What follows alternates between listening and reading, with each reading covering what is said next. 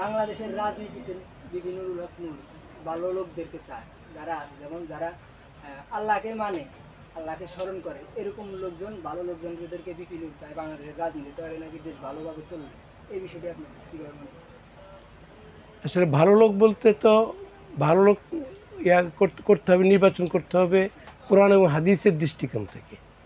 কোরআন এবং হাদিসের দৃষ্টিকোণ থেকে যারা ভালো, যারা ইসলামকে প্রতিষ্ঠিত করতে চায়, যারা কোনো ধরনের অনাচার, অত্যাচার, কোনো অন্যায়কে প্রশ্রয় দেয় না, তাদের মাধ্যমেই এই দেশ প্রতিষ্ঠিত হওয়া, এটা আমরাও চাই এবং সেই ধরনের লোকই আমরা গঠন করার চেষ্টা করছি।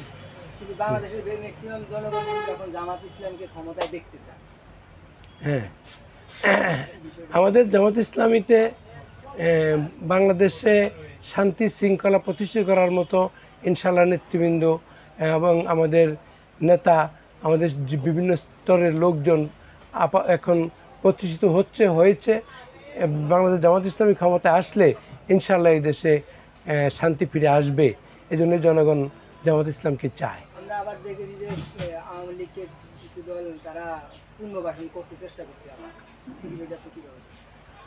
আওয়ামী লীগকে এই দেশে পুনর্বাসন করার কোনো সুযোগ আসলে 5 তারিখের পরে আর নেই।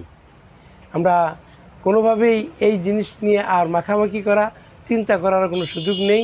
আওয়ামী লীগ এই দেশে আর আসবে না, আসতে পারবে না ইনশাআল্লাহ। আমরা যদি দেখি বিএনপির সবচেয়ে এখন যদি বড় প্রতিপক্ষ দল সেটা হচ্ছে জামাত ইসলাম।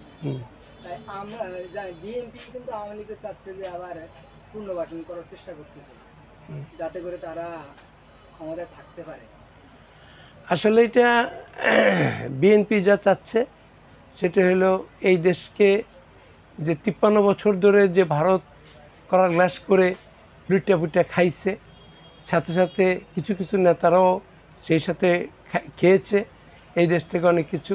এখন তাই চাচ্ছে যে যদি জামাত ইসলামী ক্ষমতায় আসে অথবা যদি কোরআন ভিত্তিক শাসন ব্যবস্থা আসে, তাহলে এই লুটপাট বন্ধ হয়ে যাবে, করতে পারবে না।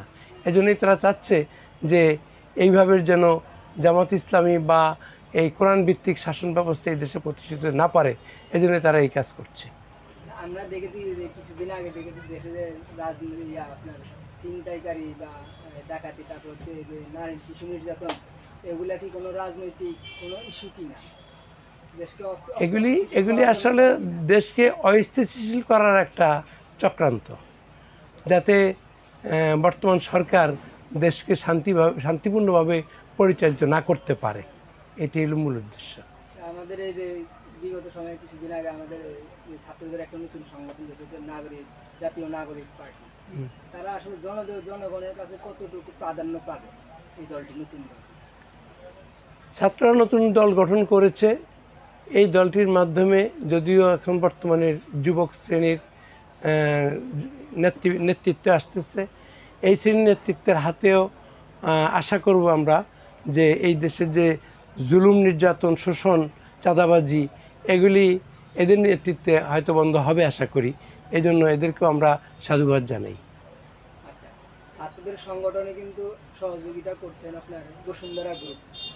বসুন্ধরা গ্রুপ কিন্তু আপনারা জানেন যে আওয়ামী লীগের ছিল, দালাল ছিল, তাই বলি। এই বিষয়টা আপনি কীভাবে দেখছেন? আসলে বসুন্ধরা গ্রুপ ইয়ার ব্যাপারটা আমার পুরোপুরি ধারণায় নাই, যার জন্য সঠিক উত্তরটা আমি এই মুহূর্তে এভাবে দিতে পারছি না। ঠিক আছে, আপনাদের এই নির্বাচন, যেহেতু আগামীতে নির্বাচন, আপনারা কতটুকু জনগণের কাছে প্রাধান্য পাচ্ছেন নির্বাচন?